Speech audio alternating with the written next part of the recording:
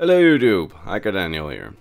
Today a video on an infamous little piece of Nintendo history, the Twilight Princess DS press cartridge. This subject has had its fair share of attention on the internet already, with several other articles and videos, and thus I am far from the first to ever talk about it, so I'll keep it short today. But I felt like my Nintendo history series would not be complete without it, so let's just talk about this infamous little cartridge. So, the cartridge you can see here on screen is a game cartridge for the Nintendo DS system, containing a low quality trailer for the game Twilight Princess. There's no gameplay on it or anything, nothing really, except for that one trailer. The only thing that this card can do is play the trailer. You can use the touchscreen of the DS to start and stop the trailer. And despite its dull contents, however, as you can expect, this cartridge is by far one of the most sought after items on the internet that relate to The Legend of Zelda. It was only produced 500 times and was given to the press audience at Nintendo's 2005 E3 conference. So, at E3 2005, Nintendo gave out these special press kits to the people that attended, which contained a couple of goodies and an informational disc for the press.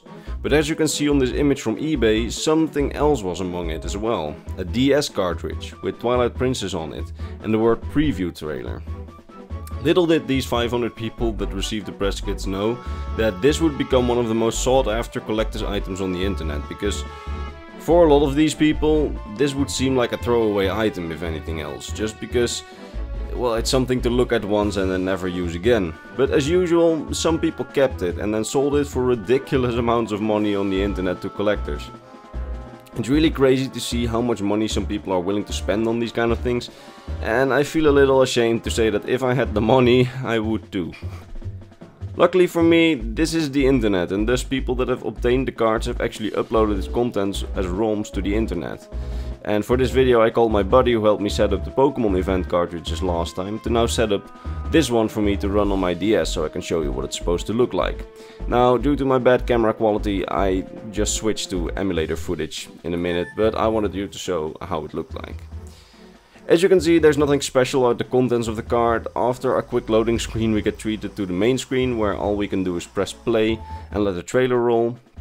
And if I don't want to see it anymore, I can just press stop. That's really all that there's to it. It's fun to note, however, that this seems like a very early development trailer, as it seems like most sound effects, like the breaking of pots and even Link's voice clips, seem to be taken from Ocarina of Time as a placeholder. Now, if you want to see the full video, I recommend checking out YouTube, as there's a lot of people that have uploaded the video.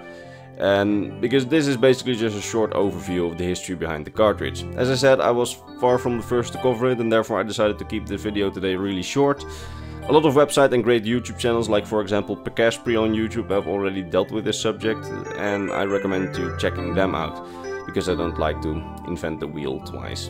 However, I felt my Nintendo history series would be incomplete without it after I learned of this subject, so I hope you'll forgive me for not being innovative this time.